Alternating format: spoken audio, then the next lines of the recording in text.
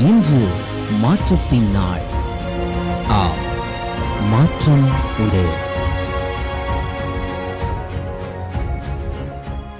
ஆண்டவராகிய இயேசுவின் நாமத்தினாலே மாற்றம் உண்டு என்கிற இந்த அருந்தின தியானத்தின் மூலமாக உங்களை சந்திக்கிறதுல எனக்கு மிகுந்த சந்தோஷம். ஆண்டவரும் இரட்சகருமாகிய இயேசுவின் நாமத்தில் உங்களை வாழ்த்துகிறேன்.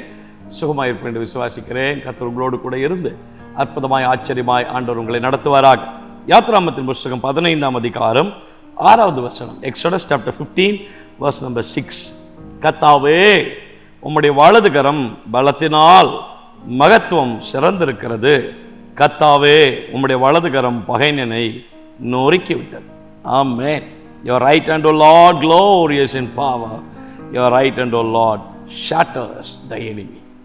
கர்த்தாவே, உமது கரம் பலத்தினால், உம்முடைய வலது கரத்தின் பலத்தினால் உம்முடைய மகத்துவம் நிறைந்திருக்கிறது.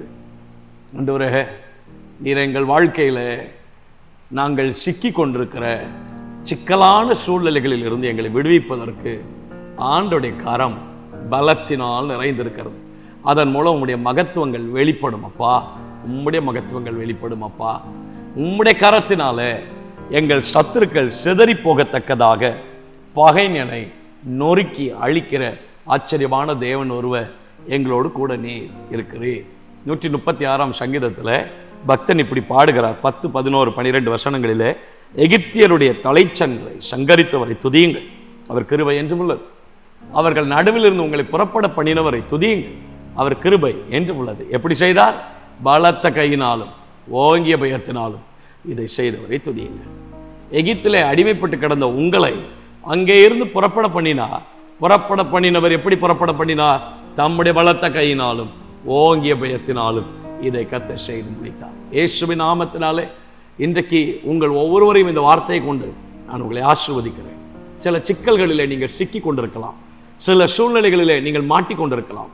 இன்றைக்கு நீங்கள் மாட்டிக்கொண்டிருக்கிற, நீங்கள் விடுதலை பெற முடியாமல் இருக்கிற, ஆமென், உங்களை விடுவிக்க முடியாதபடிக்கு உங்களை அரெஸ்ட் பண்ணி வைத்திருக்கிற, உங்களை சிறையிருப்புக்குள்ளே அல்லது அடிமைத்தனத்துக்குள்ளே உங்களை ஆமென் ஸ்தோத்திரம் மாட்டி வைத்திருக்கிற எல்லா சிக்கலான சூழ்நிலைகளில் இருந்து தேவன் இன்றைக்கு ஒரு பெரிய விடுதலை கர்த்தர் தருகிறார்.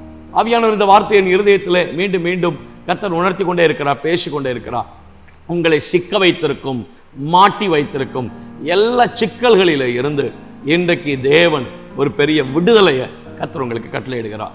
குமாரன் விடுதலையாக்கினால் மெய்யாகவே விடுதலை ஆவீர்கள். நான் சொல்கிறேன், எகிப்தின் சூழ்நிலைகளை நீங்கள் சிக்கி இருக்கலாம்.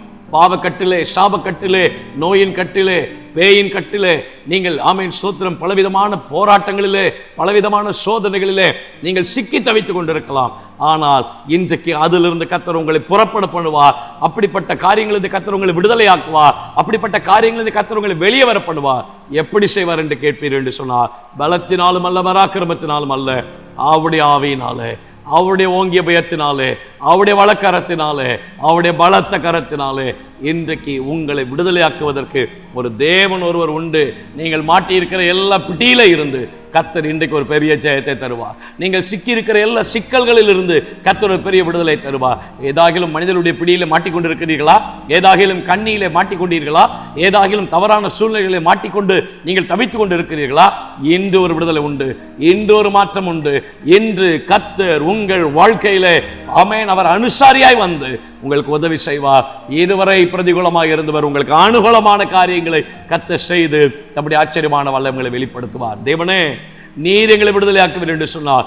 அந்த விடுதலை நிச்சயமாக மேன்மையாக எங்கள் வாழ்க்கையில் அமையும் என்பதை நாங்கள் அறிந்திருக்கிறோம். நம்முடைய பிள்ளைகள் சிக்கி கொண்டிருக்கிற மனிதனுடைய பிடியாக இருக்கலாம், சத்துருவின் பிடியாக இருக்கலாம், கண்ணியாக இருக்கலாம், போராட்டங்களாக இருக்கலாம், பிரச்சனைகளாக இருக்கலாம்.